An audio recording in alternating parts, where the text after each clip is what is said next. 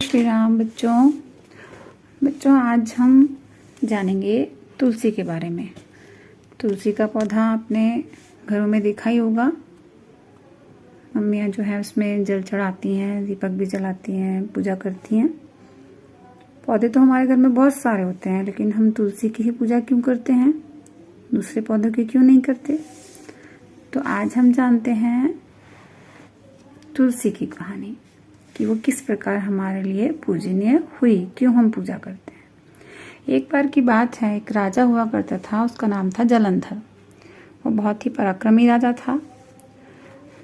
जालंधर का विवाह एक दैत्यों के राजा यानी राक्षसों के राजा थे कालनी में उनकी पुत्री वृंदा के साथ हुआ था।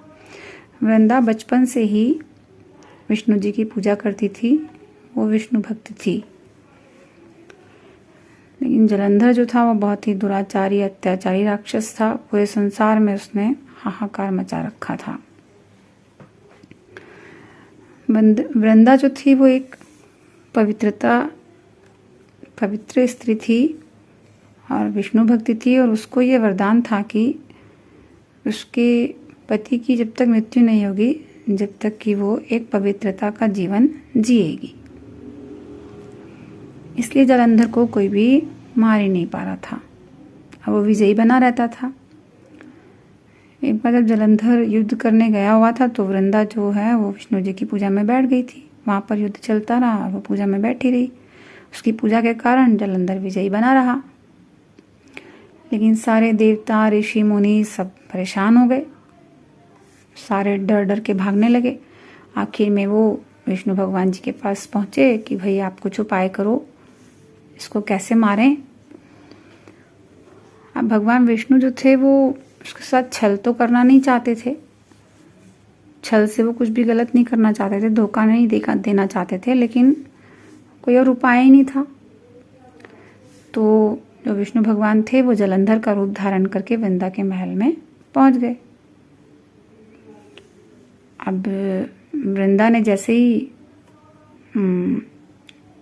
जालंधर को देखा, वो पूजा से उठ गई और उसने अपने पति के पैर छू लिए। अब जैसे ही वृंदा ने पैर छुए, तो किसके पैर छुए थे? वो भगवान विष्णु थे और जालंधर बन के आए हुए थे। तो पैर छूने से उसका सतीत्व भंग हो गया, क्योंकि वो उसके पति नहीं थे। कौन थे वो भगवान विष्णु थे। तो उसी समय देवताओं ने जालंधर को मार दिया और जालंधर का कटा सिर वृंदा के चरणों में आके गिर पड़ा। तो वृंदा चकित हो गई, ये क्या हो गया? यदि ये जो पृथ्वी पर गिरे पड़े हैं ये मेरे पति हैं, तो जिनके पैर मैंने छुए हैं वो कौन है? वृंदा ने पूछा कि आप कौन हैं, अपने रूप में आइए। मतलब वो समझ गई थी कि कुछ न कुछ गड़बड़ हुई है, कोई मेरे पति का रूप धारण करके आया है। तब भगवान अपने रूप में आ गए। वृंदा सारी बात समझ गई कि क्यों भगवान ने उसके पति का रूप धारण किया था। वृंदा ने भगवान विष्णु को श्राप दे दिया कि आपने मेरा सतीत्व भंग किया है, आप पत्थर के हो जाओ।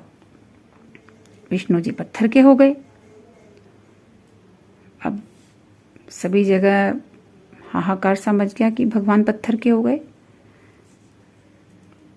अब लक्ष्मी जी वृंदा के पास पहुंची, विष्णु जी की जो पत्नी है, और रोने लगी। लक्ष्मी जी ने वृंदा से प्रार्थना की तो वृंदा ने भगवान को वापस वैसा ही कर दिया और वह अपने पति के सिर को लेकर सती हो गई। जहाँ पर वृंदा भस्म हुई थी तो वहाँ पर एक पौधा होगा, उस भस्म से तो भगवान विष्णु ने जो वो पौधा हुआ था उसका नाम रखा तुलसी। और उन्होंने कहा कि मेरा एक रूप इस पत्थर के रूप में रहेगा, जिसे शालिग्राम के नाम से तुलसी के साथ पूजा जाएगा।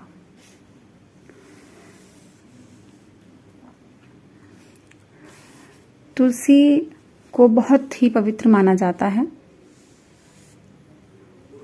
और विष्णु जी ने कहा कि भाई मैं तुलसी के बिना भोग को भी स्वीकार नहीं करूंगा। और जब से तुलसी जी की पूजा सभी करने लगे और तुलसी जी का विवाह शालिग्राम जी के साथ कार्तिक मास में किया जाता है। तुलसी पूजन के कुछ नियम भी हैं। सुबह सूर्योदय के समय करना चाहिए, स्वच्छ होकर नहा धोकर तुलसी की पूजा, तभी जल चढ़ाना चाहिए। और रविवार को यानी संडे को तुलसी में जल नहीं चढ़ाते हैं और उस दिन पत्ते भी नहीं तोड़ते हैं। और तुलसी के पौधे में कभी पैर भी नहीं लगाया जाता क्योंकि वो पूजनीय है। तुलसी का औषधीय महत्व भी है। इसको हम औषधि के रूप में भी यूज़ करते हैं। इसकी चाय पीते हैं, काढ़ा बनाते हैं, जुकाम खांसी में बहुत फ़ायदा करता है ये। और ये पौधा रात में ऑक्सीजन का उत्सर्जन भी करता है, यानी ये ऑक्सीजन भी छोड़ता है। बाकी सभी पौधे आमतौर पर कार्बन डाइऑक्साइड छोड़ते हैं जो हमारे लिए हानिकारक होती है। इसकी पत्तियों और बीजों का चूर्ण बनाकर भी बहुत सी बीमारियों में खाया जाता है। तो तुलसी जी के बारे में जानकारी कैसी लगी? पसंद आई बच्चों? पसंद आई तो वीडियो को लाइक करें, शेयर करें, सब्सक्राइब करें और दूसरे साथियों को भी सुनाएं।